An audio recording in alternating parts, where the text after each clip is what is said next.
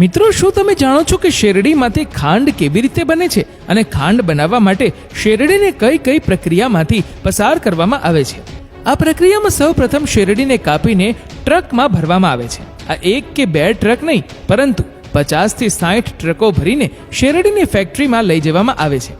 ત્યારબાદ ટ્રકમાંથી શેરડી ઉતારવામાં આવે છે અને પછી તેના પરની બધી ધૂળ અને ગંદકી દૂર કરવા માટે તેને પાણીથી સાફ કરવામાં આવે છે. ત્યારબાદ આ શેરડીને ચોપર મશીનમાં નાખવામાં આવે છે.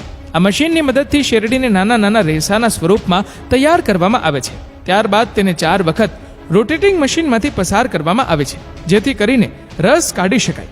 આ 4 વખત પસાર કરવાનું કારણ એ છે કે જેટલી વધુ વખત શેરડી પસાર થાય છે એટલી વખત આ ફરતા રોટેટિંગ મશીન દ્વારા વધુ રસ નીકળે છે અને જ્યારે બધો જ રસ નીકળી જાય છે ત્યારે તેનો રસ અલગ કરવામાં આવે છે અને શેરડીનો બાકીનો કચરો એટલે કે શેરડીના છોતા ફેંકી દેવાને બદલે ઉપયોગમાં લેવામાં આવે છે.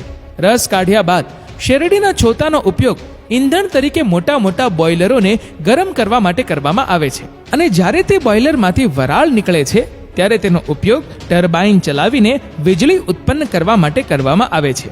હવે શેરડીના રસને મોટી ટાંકીમાં નાખવામાં આવે છે, જ્યાં આ રસનું બ્લીચિંગ થાય છે. આ પ્રક્રિયાને સલ્ફેશન પણ કહેવામાં આવે છે. આ પછી તે રસનું pH લેવલ ચેક કરવામાં આવે છે, જેનો ઉપયોગ દ્રાવણનું એસિડિક કેરેક્ટર જાણવા માટે કરવામાં આવે છે, જેમાં પાણીને સૌપ્રથમ ચૂના સાથે મિશ્રિત કરવામાં આવે છે અને પછી તે જ કન્ટેનરમાં રસ નાખવામાં આવે છે. આ પ્રક્રિયા એટલા માટે જરૂરી હોય છે કે જેથી કરીને રસના એસિડિક કેરેક્ટરને ખતમ કરી શકાય. આ મિશ્રણ 6 કલાક સુધી મિક્સ થયા કરે છે અને અંતે રસનો રંગ ભૂરા કલરમાંથી પીળો થઈ જાય છે. આ પછી રસને બાષ્પીભવન પ્રક્રિયા માટે મોટા બોઇલર અને કન્ટેનરમાં નાખવામાં આવે છે. બાષ્પીભવન પહેલા આ મિશ્રણમાં માત્ર 15% ખાંડ હોય છે, જે પછી વધીને 60 થી 80% થાય છે.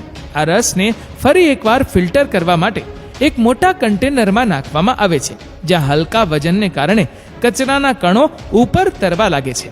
હવે અહીં રસ જ્યુસને બદલે ચાસણીમાં ફેરવાઈ જાય છે અને આ રસમાં સુક્રોઝ ક્રિસ્ટલ્સ ઉમેરવામાં આવે છે.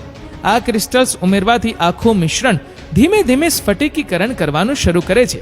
ક્રિસ્ટલ્સને મિક્સ કર્યા બાદ આ આખું મિશ્રણ ફરીથી ઉકાળવામાં આવશે અને એક પેસ્ટ બનશે, જે ચાસણી કરતાં ઘાટો હશે.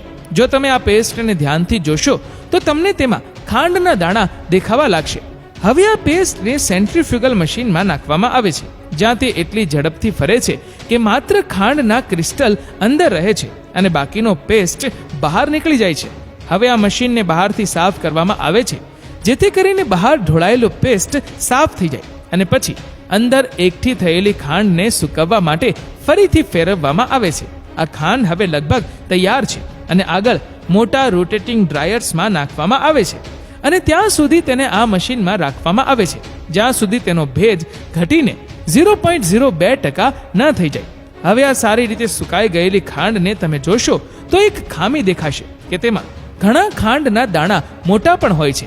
હવે આ દાણાને 3 પ્રકારના ફિલ્ટરમાંથી પસાર કરવામાં આવે છે, જેની નીચે ખાંડ એકત્રિત કરવા માટે મોટા મોટા કન્ટેનર હોય છે, જે અલગ અલગ તબક્કામાં અલગ અલગ સાઇઝની ખાંડને એકત્રિત કરે છે અને અંતે જ્યારે આ ખાંડ તૈયાર થઈ જાય છે ત્યારે તેને મોટી થેલીઓમાં પેક કરવામાં આવે છે અને તેને વેચવા માટે માર્કેટમાં મોકલી દેવામાં આવે છે.